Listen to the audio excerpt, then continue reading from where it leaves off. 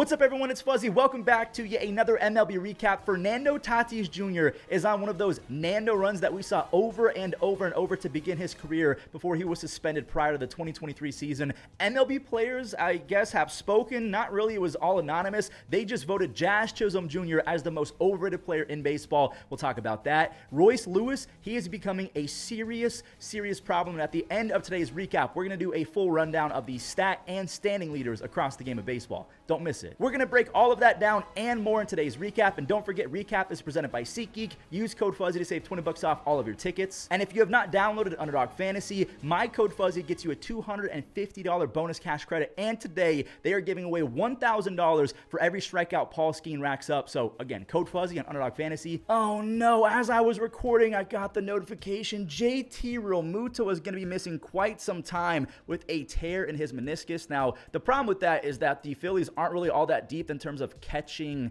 depth. You have Garrett Stubbs. They have a guy in the minors. I think his name is Rafael Marchand or Marchand, something like that. He's decent, but yeah, this is a big time blow for the Phillies. So before we talk about any other game, I have to talk about the fact that the Astros are playing in game 67. Why do I bring that up? That's so random. They have not lost game 67 of an MLB season in 13 years. Shout out to my guy Brooksgate for unearthing this. I don't know how he found that, but can the Giants ruin the streak now that everyone and their mother is betting on the Astros money line? Bregman, he made a nice play to rob Jorge Soler, and that was kind of it in terms of the highlights for the first half of this game. Starters Kyle Harrison and Spencer Arrighetti, they were fantastic on the bump until Yaz, he finally got something cooking. He did the smart thing. He went to triples alley. Arrighetti, he allowed just the one run. He had 6 strikeouts. Kyle Harrison, the starter for the Giants, he let that triples bug bite him as well. Jordan, he legs out a 3-bagger, and there you go. That sack fly from Jeremy Pena ties it right back up. But again, shout out to Spencer and Kyle. They allowed 2 runs over 13 combined innings. So we head to extras.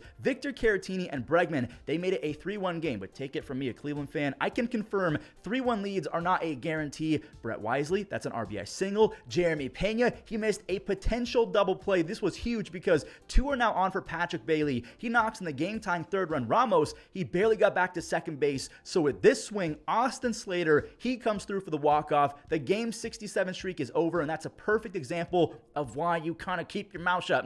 I don't hate you, Brooksgate, but that's a perfect example of why the jinx is a real thing. It's real. I do want to talk about the White Sox and the Mariners. It was a very fun game, but before we do that, Jazz Chisholm Jr. has been crowned as the most overrated player in baseball, not by fans, but by his own brethren.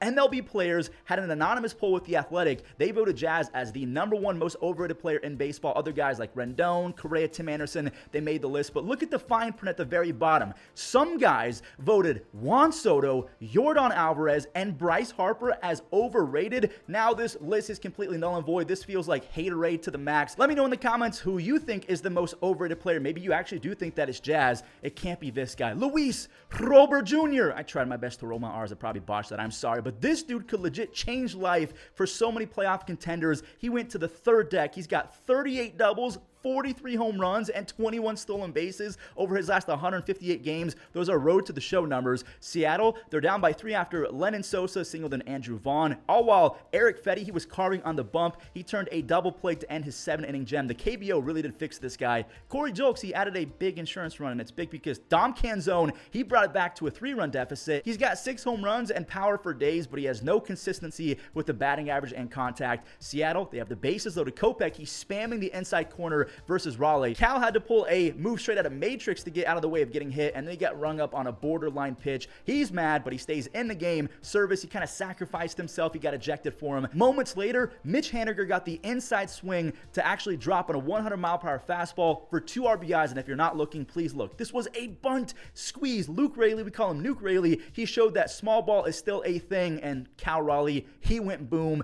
Cal's 12th of the year completes the comeback. The Mariners are now 7-3 over their last 10 games. Things are finally clicking for Seattle. I really hope that this kid can figure it out and be a dude for Oakland. Tyler Soderstrom has some of the craziest pop in baseball. He had 21 home runs in 77 games last year in the minor leagues. All this Oakland talk, I forgot to say that we were entering the Crone zone. Jakey now has 10 home runs. He had a 90 OPS plus last year, so not the best. He has a 130 OPS plus to begin this season. Dylan Cease, he was helped out big time by the opposing team, Andujar. Now, it's not to say that this was an easy catch catch per se, but I'd be lying if I didn't say that it should be caught. But the spin, like the backspin and the exit velocity, it's hard to judge off the bat. You still got to catch it though. Nando, his 13th home run of the year, ups his hit streak to 16 games. Over the last 36 games though, he's hitting .322 with 7 home runs. All of the nerdy stats are looking insane as well. The exit velocities, the bat speed. He does not need PEDs. Call me a glazer, I don't care. He is one of the most gifted players we've ever seen in the game of baseball. He's on pace for 30 home runs and a 140 WRC plus. Anyway,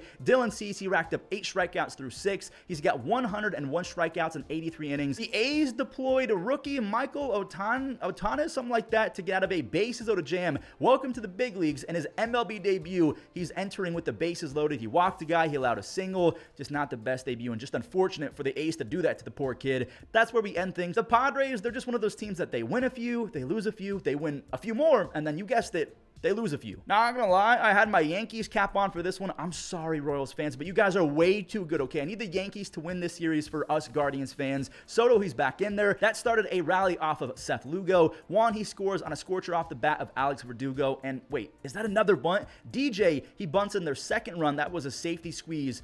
Another bunt. For most people, that's a single, but Michael Garcia, he is so gifted defensively. He makes the barehanded play. Trevino, he plates another and another 2-score on that from Jose. It's 4-0 Yankees. And one little random update, Hunter Renfroe, he's going to be hitting the IL because he fouled a ball off his big toe, not just once, but twice in one at bat. Over the course of 3 pitches, he just nuked his big toe. Rodon looked a little bit shaky. He gave up back-to-back base hits in the 5th, but he induced a huge double play. And MJ, he lofted a can of corn to end any threat. He's back out there for the 7th inning, and even though he had 98 miles an hour in his back pocket way later in the game, Freddie Fermin, he was able to catch up. He tagged him. Lofton, he trickled one to second, and Glaber, he made a nice play. Rodon, he's out after 7. He's got a 2.9 ERA, but here comes the Royals. Bobby, he doubles to make it 4-2, but I think that made Ian Hamilton mad. He strikes out Salvi, and Michael Tonkin, he got the save. Tonkin, by the way, had a 5 ERA with the Mets this year. He got released. The Twins picked him up. He had a 9 ERA for them. Now he has a 2.4 ERA with the Yankees because Matt Blake,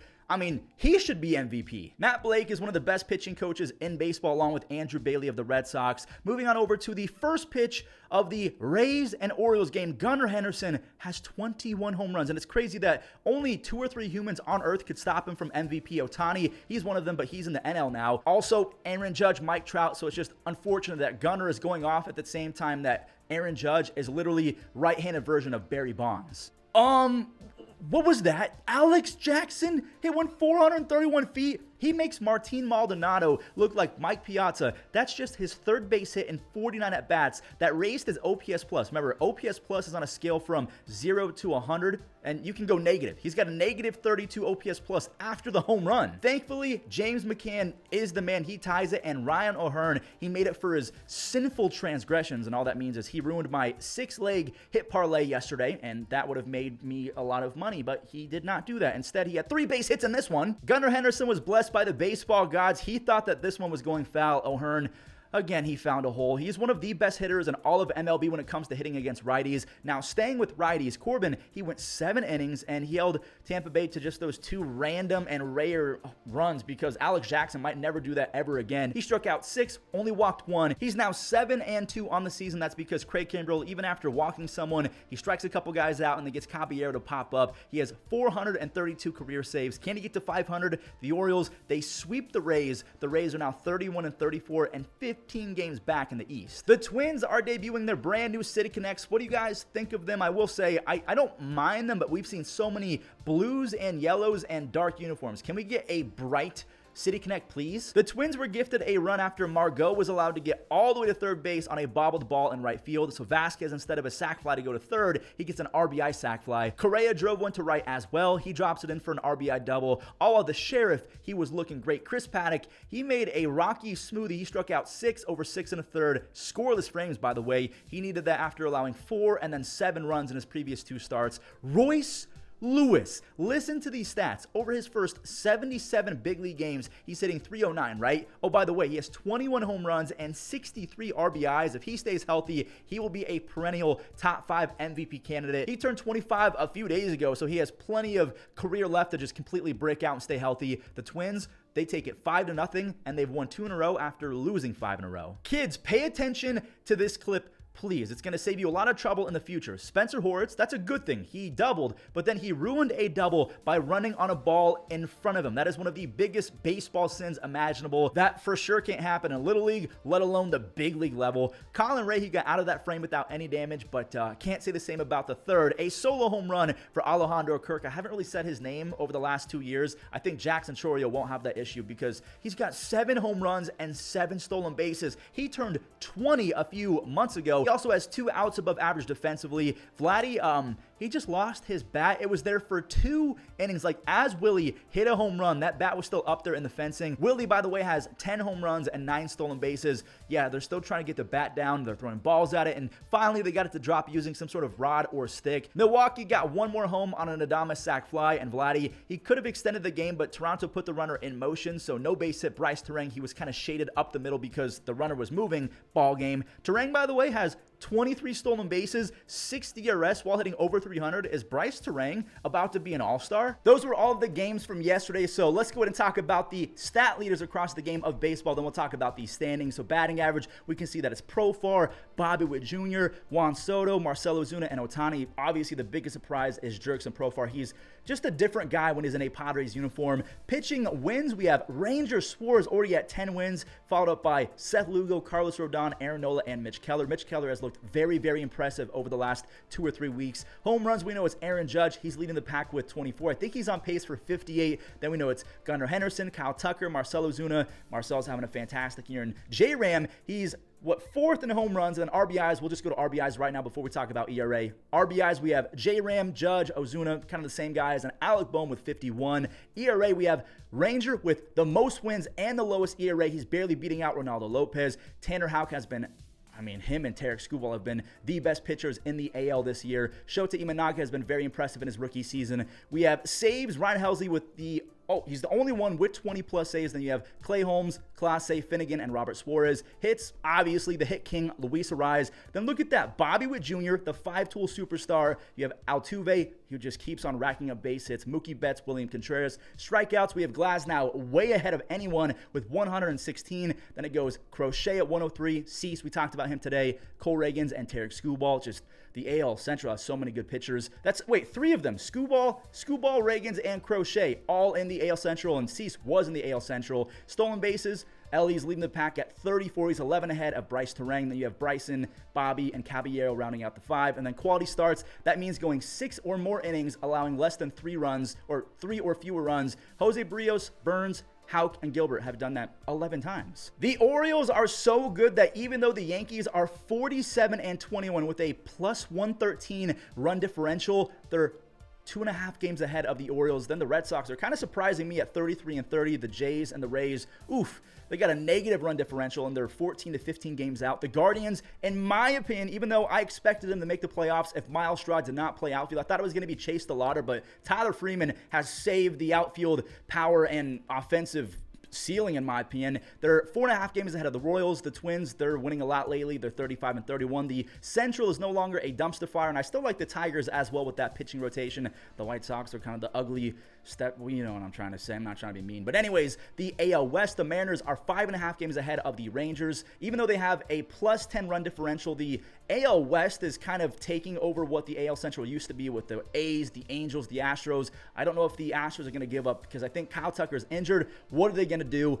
We have the NL East. The Phillies are 9 games ahead at 25 games over 500. The Braves, they've lost 3 in a row, and then you can see the Nationals have won 3 in a row because they just won 3 of 4 over the Braves. The NL Central, is there much to talk about? I think the Brewers are going to run away with this. The Reds, the Cubs, they're all going to have to try and find a wild card spot. Same for the NL West. We don't have to talk about that. So speaking of the wild card, look at how many teams are in it right now. So the Orioles, the Royals, and the Twins are all in the wild card right now if the season ended today. But you have the Red Sox, the Tigers, the Blue Jays, the Rangers, the Rays, and the Astros all within 6 games. So one good week and one bad week from any of these teams could drop or increase their chances of making the playoffs via the wild card. The same thing from the NL. We have the Braves, the Padres, and the Giants all in the wild card right now. Then you have the Reds, the Cubs, and the Cardinals tied at a half game back. Then you have the Pirates at 1 game back, the Diamondbacks at 1.5, the Nationals at look at how many teams can make the playoffs via the wild card. I mean, I know a lot of people will say that's kind of participation trophy-like, but hey, it's kind of fun because more teams have a reason to try and go for it. I might get myself in trouble if I keep talking about the wild card being a good thing because people don't like it. But thank you guys so much for watching. If you enjoyed, do me a favor, subscribe if you're brand new, send it to a friend so they can grow the game of baseball. Leave a like and enjoy the web gems. Have a great day. Hammers this one, and Yastrzemski dives, and he makes the catch! This month, towards the hole, Lewis dives, he'll go to second, and they get the out there, and to first. In this series, hooked into left, Cowser going back, reaching out! And he lines it, and what a catch! By Vladdy to his right, and if that gets... There's a liner to left, sharply hit, and caught! This is popped up in foul ground. Mack, can he get there? Oh, what a play!